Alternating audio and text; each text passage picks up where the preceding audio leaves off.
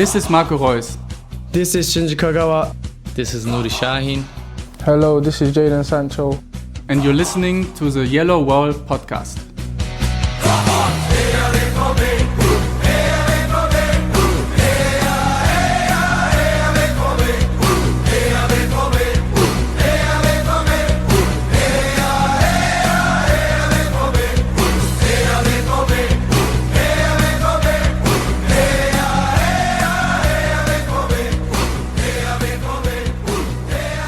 Hello and welcome to episode 408 of the Yellowwallpod. I'm your host Stefan Butzko, and today we will talk about Borussia Dortmund's transfer window. Woohoo! We will also talk about the 3-2 win in Hoffenheim, and we will preview Sunday's game against Bayer Leverkusen. For all that and more joins me Matthias Zug. Hello Matthias, how are you doing? Did you have a nice international break, non-international break thingy? This is the best international break ever because there were no international games. I honestly, for the longest time, I was looking at it going, okay, why are they not playing? What's going on? And then I'm like, oh, South America and North America. And I'm like, oh, okay, so I don't care. All right, we can move on. No, it was good. It was good. 2 days of snow days here in Colorado for the kids, so everybody kind of got to sleep in, except for me, of course. And no, life is good. How are you, Stefan? I'm doing fantastic. The Bundesliga took a break so I could enjoy some sport for once. I must say the NFL games, the playoff games, fantastic. I've really enjoyed watching that, and now I'm all in for Joe Burrow in the Super Bowl. But sucks to be you with the Dallas Cowboys. That was like, I knew it. Cowboys had a great regular season. I turned to my wife and I'm like, they are totally going to crap out in the first round of the playoffs again. I mean, I haven't had true joy as a Cowboys fan since I was 18 years old.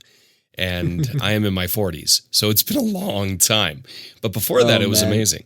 But at least they have. I made won. sure to watch First Take the day after, the Monday after. Yeah. Oh man, that was so much fun. Yeah, no, I don't watch that stuff. I just whatever.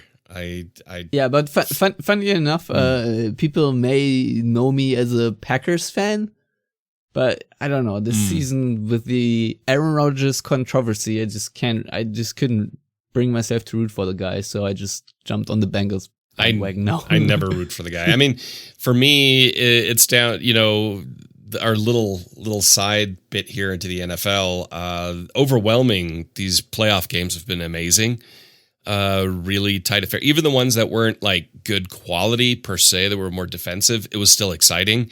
I think the best game was Chiefs-Bills, which broke my heart because I was rooting for the Bills, not just because I'm a Broncos fan, but Josh Allen is a graduate of the University of Wyoming.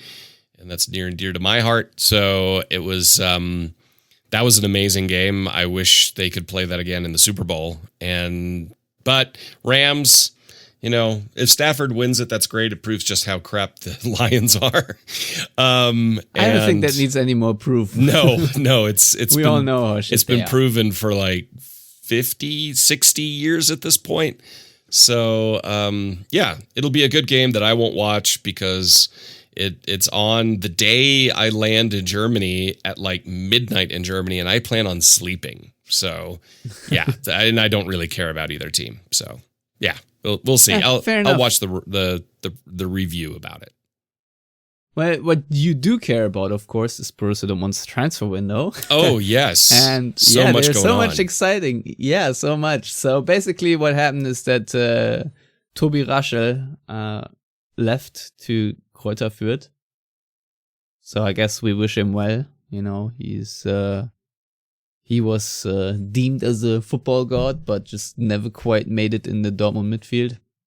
I mean, at least he wasn't Marian Zahr. So, that's already better. I wish him the best. I think Fürth is a good place for him. Next season in the Zweite Bundesliga, I think he'll get the game time at higher competitive level that he needs to develop as a player. Yeah. Just we wish him good luck, but he did not develop into Dortmund caliber player, but I don't see there much shame in it, to be honest. You can I think overall Dortmund can still be very excited about their development program overall, because I think they churn out good talent that, are formidable players in the second or third division or whatnot. And some also, get a foothold in the Bundesliga, like hopefully also Ansgar Knauf, who joined Frankfurt on loan. And I think he extended his contract with Dortmund until 2024. So it's a 1.5 year loan, basically, for Knauf. And Kiel basically said that they will watch the development of those two players very keenly, especially Knauf. I think for Frankfurt this makes sense in many ways, because they need to improve their so-called weak side, which is their weak side just by the obvious fact that on the other side Philip Kostic plays, and it just makes sense to strengthen the other side, because if teams try to overload their own right side to defend against Kostic, that obviously leaves room on the other side. And if you have another pace merchant, a speedster like Knauf on the other side, I think that should go well. So far, I think Frankfurt haven't really had a good eye for right midfielder, and so I think he'll get some playing time. Obviously, Knauf is also still relatively raw and needs to be molded into a much better player, and he hasn't had any chance in Dortmund to get really regular Bundesliga minutes. I'm not sure he'll get that in Frankfurt, but at least at a higher clip. So I'm excited to see what Knauf will do in Frankfurt, because I think he's a good player. Do I think he will return to Dortmund and be a Dortmund caliber player? I'm not entirely sure, but you never know exactly what the plans are, and maybe they will get him back in 2 years with a positive, or 1.5 years with a positive development, and just add him as a squad player if he's keen to be that. That's certainly a possibility that I would not entirely rule out. So your thoughts on that? I mean, there's not really much to add there. I think if you look at a player like Marius Wolf, the time in Köln definitely helped him. I would not want Wolf to leave at any time soon. I think he's a great asset to Borussia Dortmund. Very versatile, can play left side, right side, both defensively, wing back, and in a more progressive attacking role. So I think it will benefit Knauf to possibly get more game time. But like you just said, how much more that is depending on, how Frankfurt perform, who are in a bit of a dip right now, and the system that they use, that's entirely up in the air. But Frankfurt, of course, need more depth in that position. Dortmund arguably don't really need the depth in that position at this time, especially where everyone is coming back to full health. Knauf would just never play. And I think at Frankfurt, like you said, the chance of him playing more regularly is definitely much higher. Yeah. So the other mini transfer saga, if you will, of the late transfer window has been Roman Bürki, who was rumored out of the blue to join Galatasaray on loan, because their goalkeeper Musiala is, I think he has a torn ACL or something. And even the Galatasaray president confirmed that, they were in talks or that was going to happen. And then, Alex Burnley, Alex Burnley, I think is his name, from the Swiss newspaper Blick, popped up like a whack-a-mole and basically said, nope. The Bürki entourage thinks that's a deal that doesn't really make sense, because Musiala is not going to be out for that long. And, so that was a non-starter. And then I think on deadline day, we had the rumor that FC Lorient, I think a relegation-threatened Ligue A side showed interest, and maybe Bürki was heading there. But then, again, Burnley popped up and said no. The Bürki entourage thinks it's not really a good deal for Bürki, and So here we are. Roman Bürki is still with Dortmund training and taking 5 million per year, and so I guess you can roughly estimate that he's going to earn another 2.5 million while he's just, twiddling his thumbs more or less.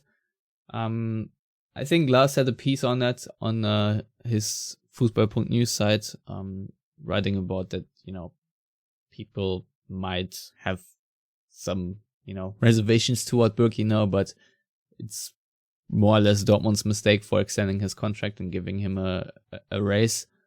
Obviously, to me, it's sad that Dortmund didn't manage to sort of offload him, and that there wasn't really an opening of any club in Europe to really want the 31-year-old. But it is what it is. What are you making out of this mini saga? Yeah, I mean, I would put the blame more on the club again for the extension and the raise theoretically, even though at the time that it was given, Bürki was playing really well. So, that's sometimes how it happens. It's frustrating for obviously the club. It's frustrating for the player too, because he'd rather play than sit around. He's proven that in the past. And, the fans that now take another reason to dump on Bürki, get a new hobby, in my opinion. Both these transfers, I wouldn't have wanted them, because going to Galatasaray, just so that within 4 months, you're the backup again, that gets you nowhere. Going to Lorient, who have a good chance of being in Ligue 2 next season, that's not what I would do either. As Roman Bürki, who I think is a top league caliber player, top tier. And I think then during the summer, something will materialize and he will go there. I think it was smart for Dortmund to hold on to him this long, because Kobel being a young keeper, you're just not sure which direction that goes, right? So Bürki was a bit of an insurance policy, but now that they see how strong Kobel is, and Hitz can be kind of trusted to just pop in as a backup, now it's time that you actively try to move him. And it didn't happen. Winter transfer windows are always crap, because 9 times out of 10, you're just going either to a team that's in a really bad situation or to just be a stopgap filler. That's usually the case. Unless, of course, you're Aubameyang and people will give you 8.5 million euros just to get you the fuck out of Dodge. If you're just that shit of a person, then it's a good window for year 2. Or if it's Newcastle United, who are paying astronomical fees for players to play in the championship next season. So it's not a good window. It really, really isn't. And as Union Berlin found out, it's a type of window that can leave you severely weakened for the rest of the season. It's true. Yeah, man, I'm really mad about this transfer. Not because, Max Kruse is an asshole. Yeah, I don't care about Max Kruse per se. Yeah. It's just the imbalance in the structure of the Bundesliga. That basically the Volkswagen AG can just... But that's just the situation. Around. Yeah, but it annoys me to no end that Volkswagen can basically, or Wolfsburg, to that matter, can just screw around and make a million bad decisions. And then, if they're in trouble, Volkswagen will just bail them out. And pretty much every other club that doesn't have a sugar daddy backer like Volkswagen or, I don't know, SAP or Red Bull or just, I don't know, whatever the owner of this Philadelphia 76ers is, who is now funding Augsburg, and so on and so forth, and the last Windhorst and whatnot, they're all they're all screwed. And yeah, Union Berlin is a club that's, for all I can tell you, is pretty much self-made. They're on merit and they're fighting for a Champions League spot. They're fighting for European spots, which is amazing for a team like Union Berlin, who, not long ago have never before played in the Bundesliga. And that's a great rise for them. And right now they're clearly the number one in Berlin. But then, Wolfsburg comes around the corner and just snatches up their best player. And to me, that's just very unfair and I hate it. And it does not, to me, improve the product of the Bundesliga whatsoever. And maybe I'm just old, just like you, Matthias, and a big curmudgeon about these things. But I don't know.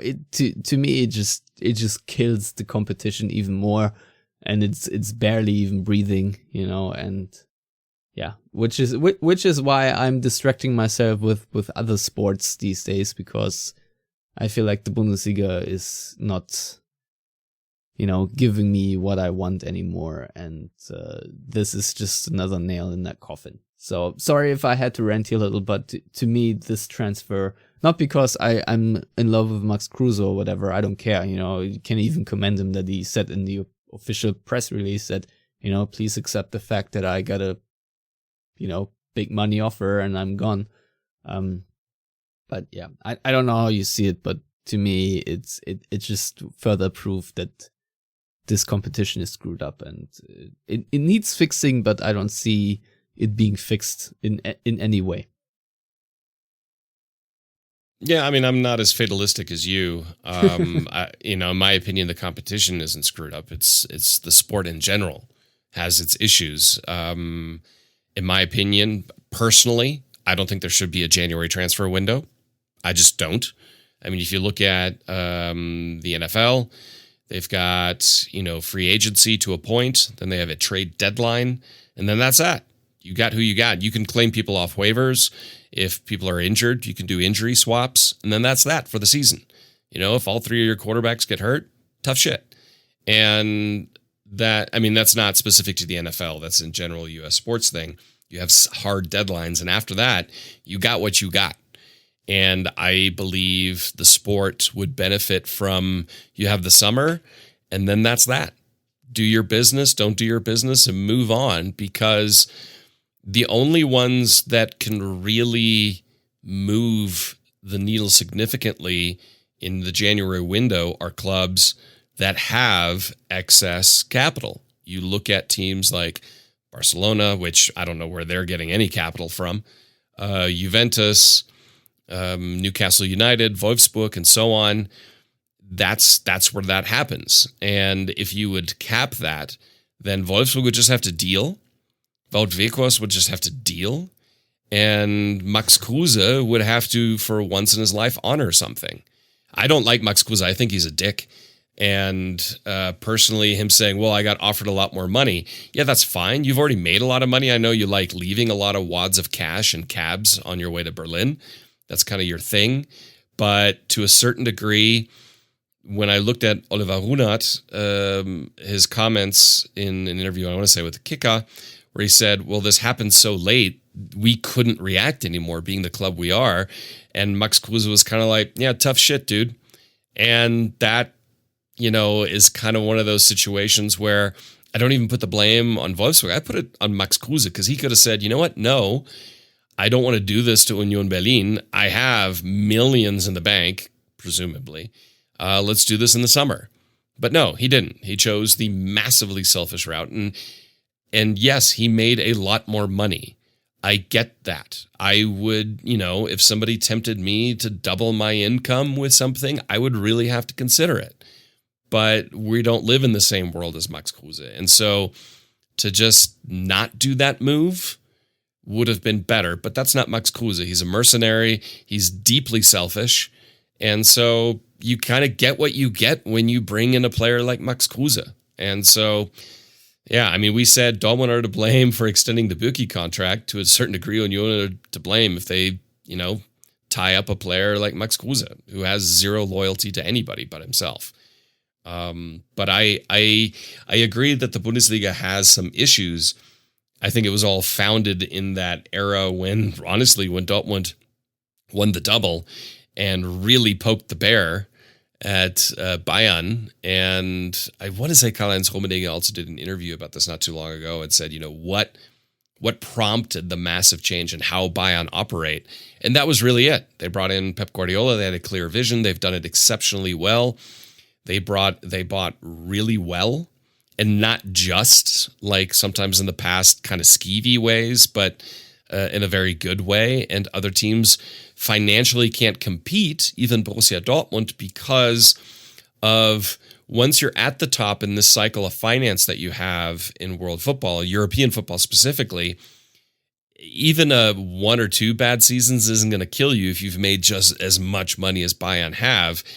And so it's more of a struggle. And I even see people who obviously are trashing on Dortmund for not signing a bunch of players. Well, if you can't move Witzel or Bürki and you're like, we're still in a pandemic era. Yes, now 10,000 fans can come to the Westfalenstadion, but it's still, they're losing millions every week. You just have to be smart about it. And clubs like Newcastle United or a Manchester City or a PSG or a Wolfsburg, they don't have to be smart about it. They just don't. Yeah, because like you said, my argument. They get bailed out. And that's the issue that somehow needs to be addressed, which I don't think will be, because when you have the governing bodies of the sport be so corrupt and honestly imbecilic as you do at specific, especially FIFA. I'm not even going to get into Infantino's idiotic comments about, hey, if we have the World Cup every 2 years, then there will be less refugees in the world. I mean, give me a fucking break. UEFA isn't far behind that, given that, you know, some of their top governing officials are from, I don't know, Qatar. So it's that are linked with PSG. It's just it's nasty. It's an ugly business, and it's weird coming from the U.S. sports, you know, because everybody always talks about, well, the U.S. is the ultimate capitalist society. But if you look at the way U.S. sports are governed, it's actually not very capitalist at all. When it talks about revenue sharing, salary caps, and stuff like that. But the games are very competitive every year. Players are not getting, you know, they're getting wealthier every year. The teams, the franchises are getting wealthier every year. So the system does work in that. And I think that's something that global football is hard to implement because it's a global sport. It's not a closed sport like basketball, football, baseball, and ice hockey really are. Because the only leagues that really truly matter are the North American ones. So it's an issue that needs to somehow be addressed. I just don't know how, but by shutting down the January transfer window, that would already go a long way. Yeah, maybe. I don't know. But it just annoys me because I feel like the Bundesliga is not improving as a product, let's say. You know, Bayern are pretty much going on their 10th title streak. And maybe you can pinpoint the moment Bayern decided to completely blow up everything to Ilkay Gündoğan doing a no-look back heel in the cup final. And I mean, obviously we all enjoyed when the camera cut to Uli Hoeneß's red face in that Olympiastadion stand, but I feel like we've all paid for it since. I mean, Stefan, I've said it a few times now on Twitter. I said the quality of play in the Bundesliga has improved since the 1990s. Yeah, you know, I think the quality of the sport has improved. However, the game as a whole has regressed in almost every league since the 1990s, because there's just less competitiveness at the top level, i.e. who wins titles. Not necessarily below that. I mean, the Europa League race, the Champions League race, a lot of years the relegation race is really tight and really exciting. But if you are a supporter of Borussia Dortmund, who it's kind of like, all right, we're going to be second again, maybe third in a bad year, then, you know, the excitement is kind of, meh.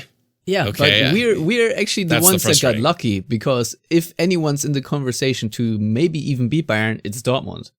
And if you look at the 90s, yes, obviously Dortmund true. Were big in the mid-90s, you know, Champions League, World Cup winners, all that. Yes, sure. But, you know, if you look at the later years, you know, Schalke were big and close to winning a championship 4 minutes away, really. You know, Hamburg were a big club, Bremen were a big club, Stuttgart had their year, their championship, even Wolfsburg won. Yeah, Kaiserslautern, you know, there were all kinds of teams that won the Bundesliga, and really a lot of, if you were a Bundesliga fan in the 90s, and you were a fan of a decent team, say even Frankfurt or so, you at least were able to dream of your team winning a championship one year. It felt like in your reach, it felt like in your grasp that maybe, a couple of good youth players and a couple of good transfers here and there, and all of a sudden you're in the mix, and even Bayer Leverkusen then could compete. Now we play them on Sunday, and they still have a lot of backing, but no one of us honestly thinks that they will ever really be in the title shout ever again, to be honest. And that also counts for clubs like Bremen or Schalke, who now are in the second division, or Hamburg. And I don't know if Frankfurt ever will, be big enough or have a team that can seriously challenge for the title. All these little stories where you have hope for any other club outside of Dortmund, maybe even Leipzig.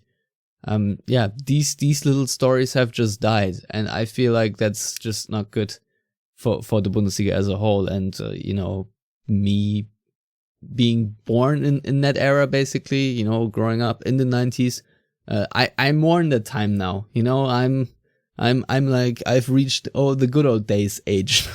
So that's to me that's just sad. And obviously I think the pandemic will not make things better, because Sebastian Kehl basically said that money is super tight right now, and that the small number of fans doesn't really make it easy for Dortmund to make any big transfers in the summer, and they might have to be creative again. I don't know if Zakaria was really a transfer target, but as you mentioned before, he's now obviously at Juventus.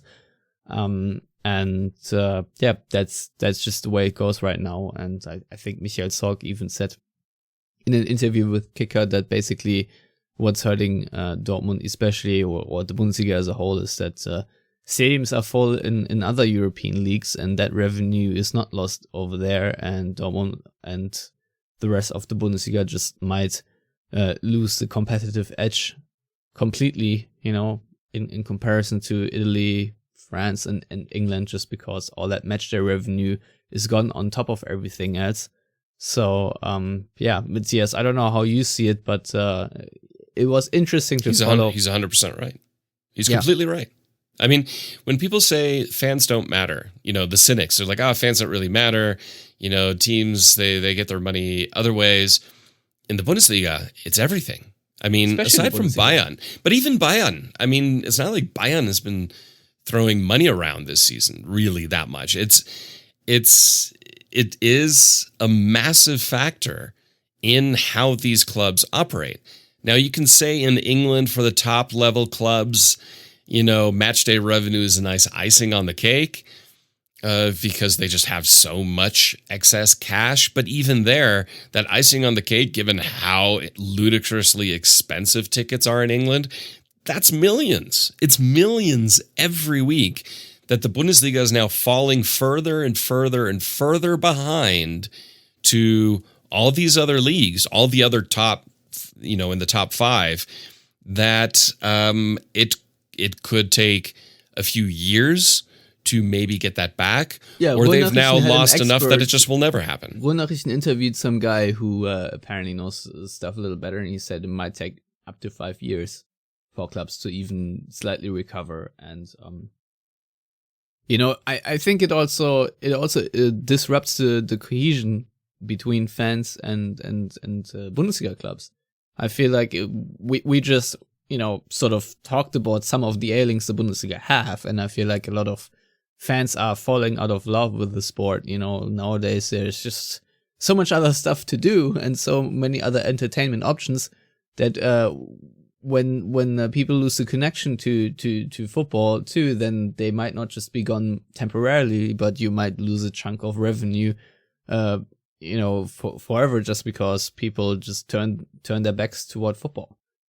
So that's another thing to consider, and the damage of the pandemic. And obviously, yes, that match day revenue hurts Dortmund. I think the figure is about 4 million per match day per home game. So what Dortmund is losing, that's huge. Yeah, I mean, you do that 17 times plus cup until now, and European competitions. I mean, you're talking in the 60 to 70 potential million euro range of revenue that's gone again. I mean, that's 2 years. So you're looking at up over 100 million euros that Borussia Dortmund, who in 2005 was on the edge of complete collapse financially, is gone. It's just, you can't get that back. It is gone. And this is why I get so upset when people act like Borussia Dortmund should be making transfers like they're on frickin' FIFA or Football Manager. It's like, that is not how the real world works. That is not how economics works. And it's really, for me, I shouldn't get as frustrated because who cares what stupid people say? but it's a public perception of, let's say, impatient or unrealistic fans that I feel have been attracted to Dortmund for good or bad reasons. That really just drives me nuts. And it's completely unacceptable. If that's what you're looking for, if you are looking for a team that, regardless of financial situation, in reality, can just splash the cash like in a video game, then find a different club or stick to your Premier League team. You know, go to PSG, go to Juve, go to, pick a top 10 Premier League side aside from Tottenham. Because even when they have money, they didn't like to spend it in the past. But that's fine. If that's what you want, go for it. Borussia Dortmund's not your team, period. No Bundesliga team, not even Bayern then is your team, except for maybe Wolfsburg. But even Leipzig has calmed down during the pandemic. Even Hoffenheim has calmed down during the pandemic. I was honestly surprised by the moves that Wolfsburg now made in this window, but they're in massive crisis. But we all know that teams that are in massive crisis, that bring in a bunch of mercenaries, Stefan, that always ends up going well for them, doesn't it? It always does, and I really hope Wolfsburg do not get relegated at all. That would be not a shame. Anywho, let's move on a little because there's just not that much to say. Maybe one quote I'll add because Sebastian Kehl did talk to Ruhr-Nachrichten, and he first sort of said, yeah, we didn't sign any players this transfer window, and he said, frankly, our efforts have been very minimal because we believe we have significantly more personnel available to us now because players are returning from long-term injuries. I think obviously the main focus here is on Gio Reyna. And, Kehl was talking about how he had a tough time coping with this injury, not being able to train with the team since he's still very young and, took a lot of conversations and whatnot. He is probably going to be in the matchday squad for the Leverkusen game. I think he was nursing a little cold too on top of everything else. So that's not helpful. Obviously, yes, you can maybe draw, if you're a little tongue-in-cheek, a parallel to a new sending that he might need some time to just, find his feet again. And obviously, I hope that Moret at some point will return too. That will be, a nice addition to Yusufa Moukoko. Also fit again, and I think that is also a boost for Dortmund, hopefully, because let's be real, he had a torrid time this season so far, not really any playing time, hampered by a million injuries and everything. So I'm just glad that he's back, and hopefully Rose affords him some playing time in maybe the wake of Haaland, because let's face it, Dortmund needs a couple more strikers and they don't have any. So Moukoko is their next best option next to Tigges, and you just want to hope that Dortmund further along his development. So Matthias, let's talk the Hoffenheim game real quick before we talk about more squad stuff and then Leverkusen. Because Dortmund did pull out a win in Hoffenheim, and they were by far not the better team, and I don't want to call it a deserved win by any stretch. But the first goal was really nicely created with, one-touch football, then Daniel Mahlen finding Erling Haaland in the 6th minute good start to the game, and then Hoffenheim sort of took over. I know it's been a while now, but if you have any summaries or observations, go ahead. How's that for a summary right there? No, on the I mean, it's great to get a win against Hoffenheim. It is always great. It is sweet honey. Especially if you add to the fact that, the difference maker was an own goal from Hoffenheim. It's just amazing. No, but if you look at, it's kind of one of those weird games where the visual and some of the stats do or don't match. It's really weird because it seemed like Hoffenheim took over. They had 58% possession. They had 16 shots versus Dortmund's 4. They had a passing accuracy of 84%. Dortmund only 79%, which is very low for Dortmund. However, they had the identical XG in 1.5.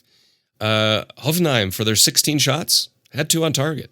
Dortmund, for their 4 shots, had 2 on target. But made 3 goals. So basically, every shot on target in this game was a goal.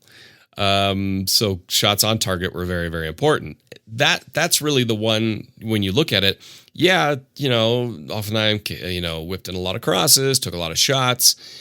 But obviously, if you look at the XG, the chances, the quality of the chances created were not better than what Dortmund did. And Dortmund's goals were, the 2, not the own goal, of course, but even the own goal to a degree, they were well-worked team goals. That first goal is one of the most beautiful goals you'll ever see in football. It was just pure perfection, how they just tore Hoffenheim apart. And they didn't have to do it that often, but they did it effectively. The other thing that's kind of interesting is Hoffenheim committed a lot more fouls in this game. They committed 17 fouls versus Dortmund 7. So they disrupted their own flow of play a lot and kind of gave Dortmund a lot of unique dead ball situations at times. And then the one stat that I thought was really interesting, of the passes that Hoffenheim played, 137 of them were under pressure, whereas Dortmund only 91. And when you look at total presses, Dortmund were more aggressive in pressing than Hoffenheim. That really combines to say Dortmund had a good match plan. I think a draw probably, if you take all of this together, a 2-2 probably was the quote-unquote fair result. But since it's Hoffenheim and they're not a fair structured team, I really just don't care. And the fact that Dortmund came out of January with 9 points from 3 games against teams pushing for Champions League is huge. And teams that were on a high and very difficult. And yeah, against Frankfurt and Hoffenheim, it was really tight. Freiburg was a blowout. But you know what? I don't care. Yes, they got knocked out of the cup in January, and we're not going to talk about that. But in the league, this is huge. That's a huge thing for Dortmund at that time, where they still were, not at the top when it came to having to figure out who's going to play where and when all the time. So great win. No, not a deserved win statistically and stuff like that. Morally, entirely deserved. Well, one thing I want to say, obviously, what Dortmund did not good is obviously their own ball circulation. I think they gave up the ball way too easily, especially in the first half. I thought that Hoffenheim, when they took over, they had a lot of control and Dortmund often were scrambling. They were also lucky that Hoffenheim hit the post and the bar twice. And so that could have been set-piece goals, but still very vexing then when Kramaric scored the goal in stoppage time of the first half, just how open he was, because Dortmund once again tried to clock the wing, but somehow the ball still ended up on the wing, just like it happened against St. Pauli. And I think Rose pointed that out after the game, how they really need to work on that going forward, to be more consequent in your tackles and make sure the ball just doesn't leak out like that. And then obviously Meunier has to be, I think, the sort of center back, and he was just way too far from Kramaric, who could pick his corner from that cross. So that was really annoying to me because it feels very preventable and a classic Dortmund mistake these days. And you would just hope that they can sort these things out, because it really holds someone back in so many ways, especially not being able to compete in or / win the cup. Really sucks. I'm glad that Hoffenheim are at least out too, so we're not getting a Leipzig-Hoffenheim Cup final. That would have been my worst nightmare, to be honest. But also a little bit of praise to Marco Rose here is, I think, it's... I mean, the game plan wasn't all that great to begin with, because Hoffenheim did manage to take over and be that dominant, and in my mind that shouldn't quite happen with the team that Dortmund fielded.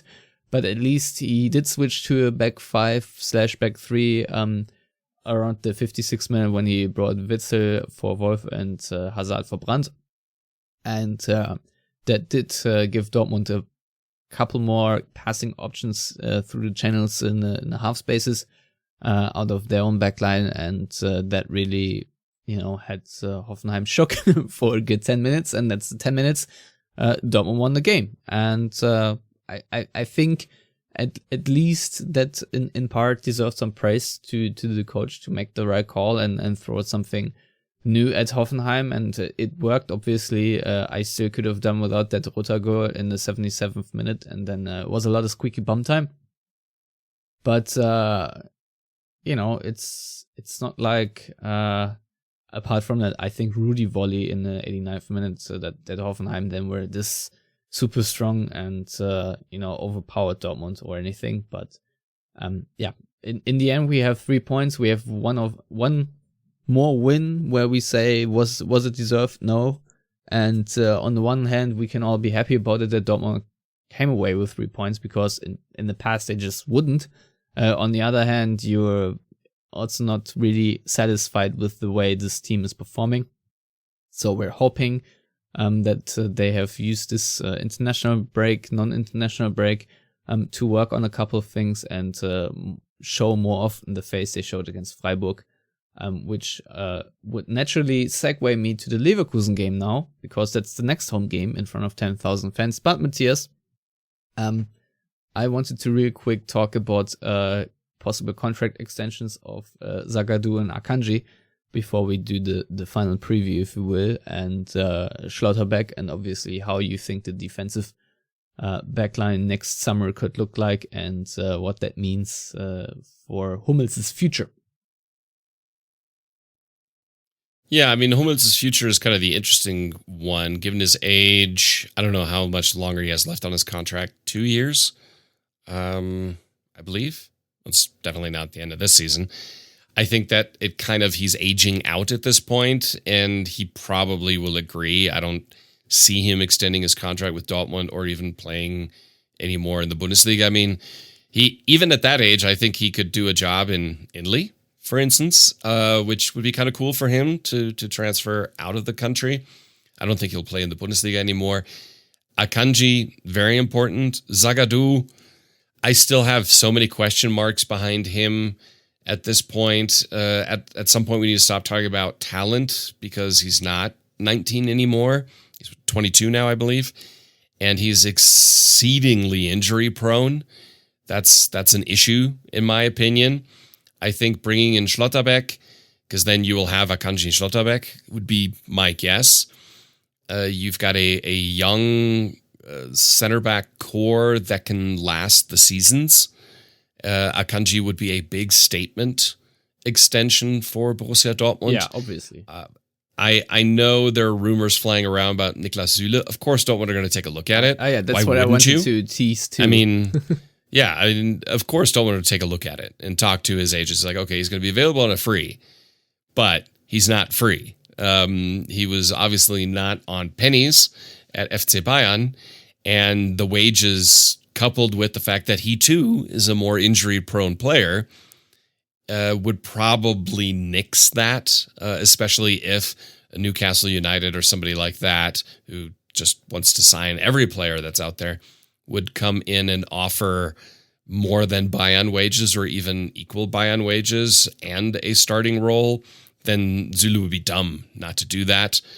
I think his physicality, and he's a very good player. I think he would make Dortmund a better team defensively, but financially, I just don't think it makes sense. Wages plus injury. If he wasn't injury prone, I think the wages would be less of an issue. Combine the two, then yeah. And Bayern obviously looked at that in their own calculations as well and said, injuries plus wages, I don't know, dude.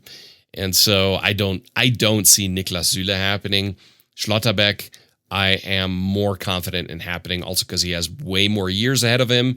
And knock on wood, so far, he doesn't have the injury track record of a Zagadou or a Süle. Yeah.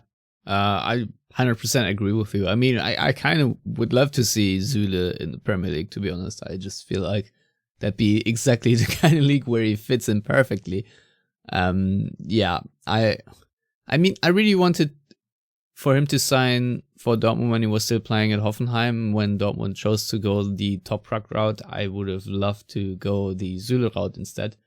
But now that he is earning that kind of money, I just don't think it's smart to do. Because as you said, the injury problems is just too severe, which is why I too have also question marks behind the Zagadou extension. But and at the same time, I also agree with you. Akanji will be a big one because he is getting to a level now where he is, you know, a really international class center back, and statement extension would be probably the right call, because I have a hard time imagining Akanji extending in Dortmund, because right now he is really in his prime and he could get the big bag, and probably also at a club that's more competitive than Dortmund, where he can win titles and also, you know, more glory. Let's be real. So if Dortmund can pin him down, if you will, then kudos to them. But I just think there will be more alluring offers from abroad, and I see him leaving, to be honest. So yeah, that being said, I just find it interesting how Dortmund will restructure their defense. I think you might almost have to look beyond Schlotterbeck and maybe sign another center back, because my trust in Hummels is evaporating, if I'm honest, and I just don't see him as a starter throughout, especially if you want to have. He just doesn't have the pace anymore. Yeah, exactly. He just doesn't have the pace. I mean, his passing skills, his positioning, his intelligence is unquestionable. Yeah, just look at the Royce goal. Was it the Royce goal where he played that pass first? Well, that was also wasn't it also the Meunier could have been a goal? I think that was also a Hummels pass, but be that as it may, it's just his pace. That's the issue, and that's what, Akanji has. Yeah, if you want to play football with a high line and want to be aggressive in your pressing, you need to have pace in the back line. That's just a simple fact. There's no tactical step you can take to to remove that fact. It's just physical in nature that you need to have pacey center backs, and I think Bayern in their Guardiola years showed that perfectly. With Boateng and who was the other guy? I forget. They even had Dante for a while. Yeah, even him. But it's just the fact that you need to have pace in the back line if you want to play a dominant style, which I assume Dortmund want to do. That they want to be an aggressive pressing team and try to pin down opponents, because at least in the Bundesliga, that should also be their ambition and sort of what they're forced to do, because they're the second richest team. If you just subtract all the other DAX clubs. But I think that's the way to go, and so we need more pace. And as much as I like Hummels as a player, I also think his days are numbered, and Dortmund need to readjust and stay true to the philosophy they have. And Mats Hummels is just not a part of that, if we are really frank about it. So I think there needs to be a reshuffle at the back line, and I think Schlotterbeck is part of Dortmund's future, and I really hope that A, Dortmund can make the deal come true, and B, that he then really gets sold. And if he can play next to Akanji and maybe even Zagadou, maybe we'll have a back three next season. I don't know what exactly the plan here is, but that to me makes sense. But if Akanji does not extend, I think Dortmund will get a really nice transfer fee from him, and from that money should invest into another good center back. Maybe they'll go for Mavropanos from Stuttgart or so. I don't know, but yeah. Speaking of center backs, Mats Hummels, I think will also not make the game against Leverkusen. I'm not entirely sure what he has, but there are reports that he's out. Just like Haaland is unlikely to make it with his muscle injury that he picked up in Hoffenheim.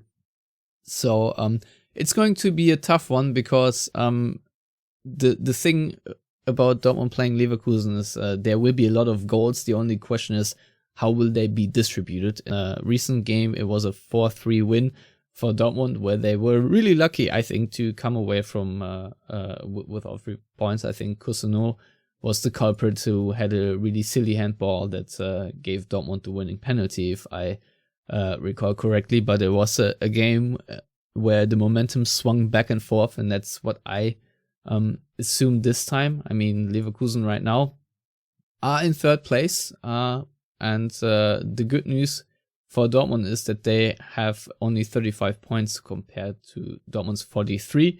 So there's a nice gap between the two clubs, but obviously we would love to extend that gap. And I would also love for Leverkusen to fall out of the Champions League ranks again, if I'm entirely honest, and maybe hope for Freiburg or Union to climb up the ranks. But, the reality is it's probably going to be Leipzig and Leverkusen in the long term to occupy the other 2 spots next to Dortmund and Bayern. So, Matthias, what are you looking forward to in this game, and what do you expect Dortmund to maybe improve from the first 3 games this year to do better against Leverkusen and ultimately come away with a nice win? Maybe even statement win. I'm looking forward to absolutely nothing because this will be a completely nerve-wracking game for 90 minutes. Leverkusen games always are. Even when Dortmund were winning the Bundesliga, they were somehow losing to Leverkusen. Should we put in context that Bayern play against Leipzig this weekend? Because theoretically, and I don't really see it, because Leipzig have beaten Bayern once in 8 meetings, but if they do, Dortmund could, cut the lead back to 3 points, and obviously that would be a narrative, and it's hard to ignore one. So, but the problem is Dortmund's probably going to lose to Leverkusen, so it really doesn't matter. I don't. The optimism. It's a. Well, I am optimistic, but. Leverkusen are weird in the sense of they either destroy teams or they lose. I mean, there's like hardly any middle ground for them, regardless of who's coach. Isn't that funny? Yeah, and sometimes they destroy really doesn't teams matter. And still lose because they're so mercurial in one game true. that they are 2-0 up and then lose 5-2 or whatnot. It's really strange. I mean, that's been Leverkusen for like 30 years. It's really weird. But if we have Akanji and Zagadou starting, the loss of Hummels isn't as big a deal. Obviously, if Zagadou and or Akanji can't play, which I believe they both will be able to play, but if one of them would drop out, then I'd have serious concerns. The back line, so otherwise, seems like it's healthy. Midfield is healthy, but Haaland, that's the kicker. Who's going to score the goals? Now, I know Dortmund did get through the Haaland-less period this season relatively okay, but where are the goals going to come from? The nice thing with Leverkusen is they're always willing to give you a chance, no matter who you have at the top of your lineup. I'm hoping Malen continues his good form. Royce continues his good form, and then you can throw in an Azad, you can throw in a Reina. The one player that I'm just uncomfortable with in this game is Julian Brandt.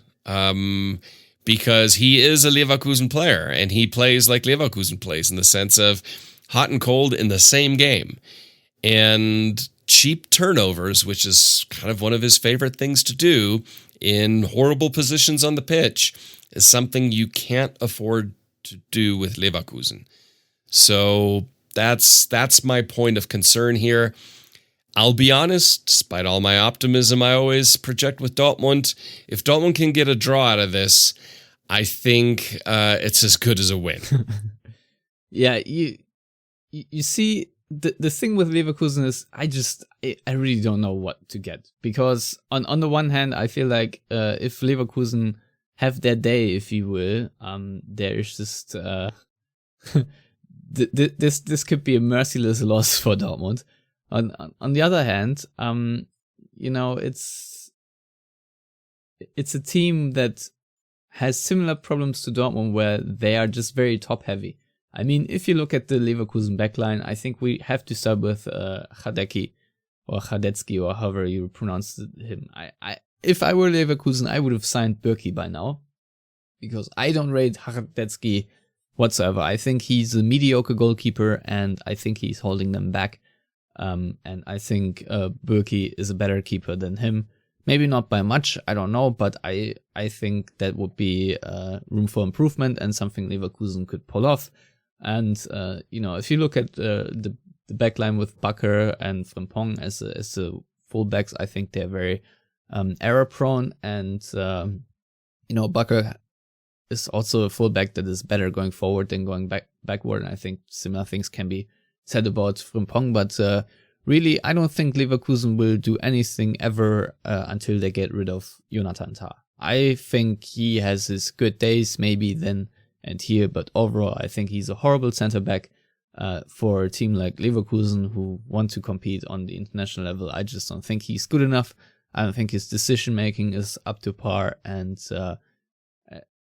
as long as he is afforded to make clumsy mistakes every other week, I don't think Leverkusen are really a serious team.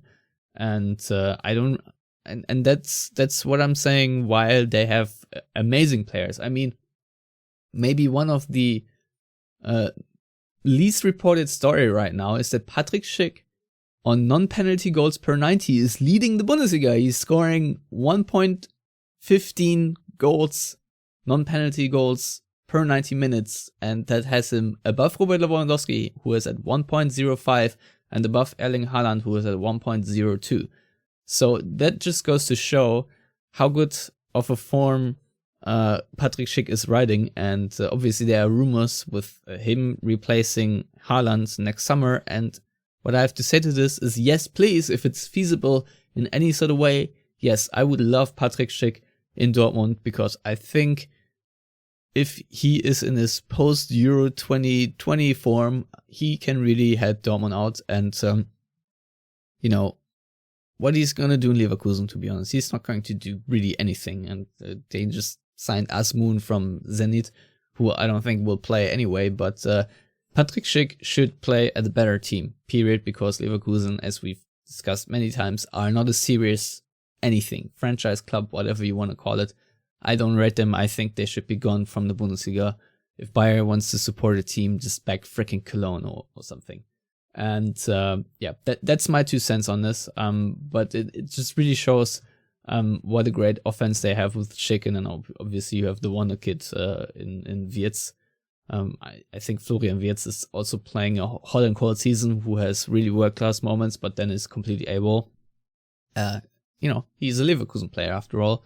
And then I think the other thing, as you said, Matthias, is the collective fatigue in Leverkusen brains that appears somewhere in the second half, where they just get foggy, disjointed, and incohesive. And I have zero explanation why, but it happens regularly, and you can really wait for it to happen, that Leverkusen, who can be really aggressive and super tight on their opponents and really cover, all of a sudden the space just opens up, and you don't know why. The links between the players just break down, and it's completely inexplicable to me. I've watched Leverkusen for years, and it keeps happening. I don't know why.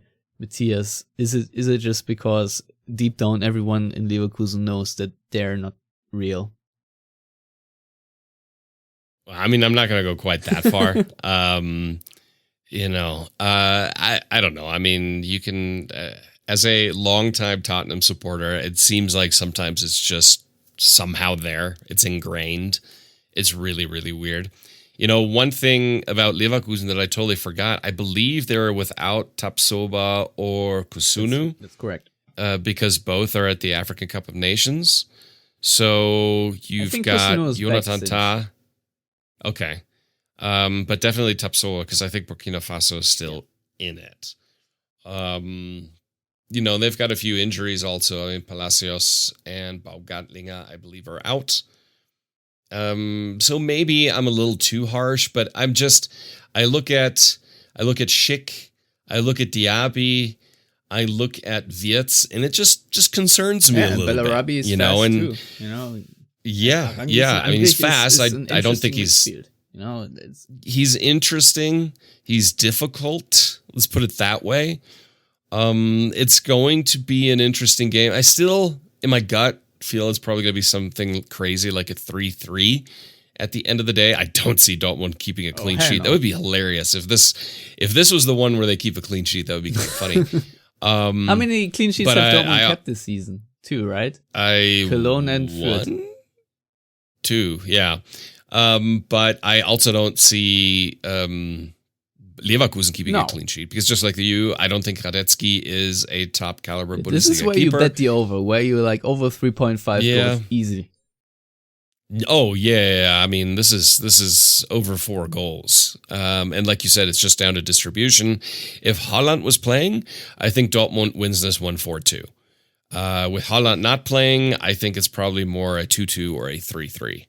Well, my question also is, how will Dortmund cope with the Leverkusen goals? Because they have, just like against Hoffenheim, for example, they just sometimes, one little error leads to one silly goal, and then that silly goal leads to the drop of shoulders, drop of heads, and, just total uncertainty, and all of a sudden you bring the opponent back into the game. This is the sort of scenario that can also happen with Leverkusen. On the other hand, it's never impossible that Dortmund pull out another performance like they had against Freiburg out of the bag. But that being said, Leverkusen are a different caliber team than Freiburg. That's not to take away anything from Freiburg, but it's just so that the individual quality in Leverkusen is just completely different. And if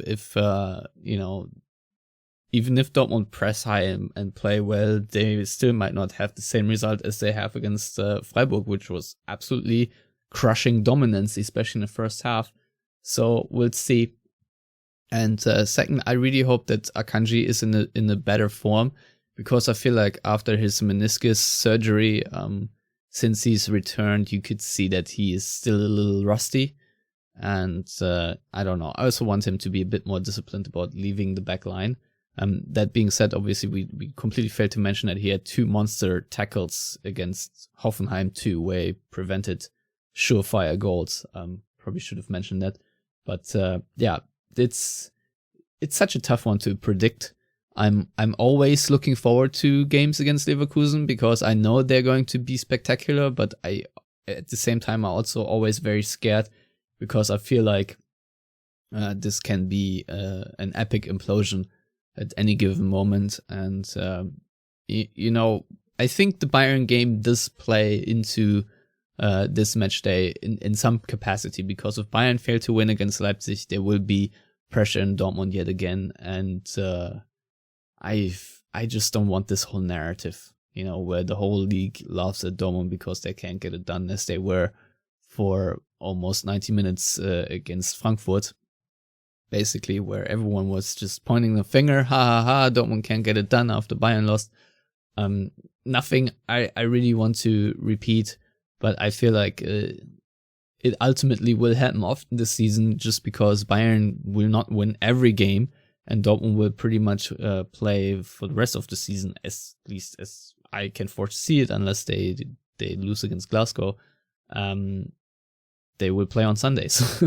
So, Matthias, I don't know. I sad that we're going forward will not be able to record a lot of episodes on a Thursday. Oh, I don't know about that. Swings and roundabouts. I mean, the narrative that has been put out there, of course, in the media, and this just keeps getting regurgitated like bad food, is, Dortmund don't have the mentality to compete.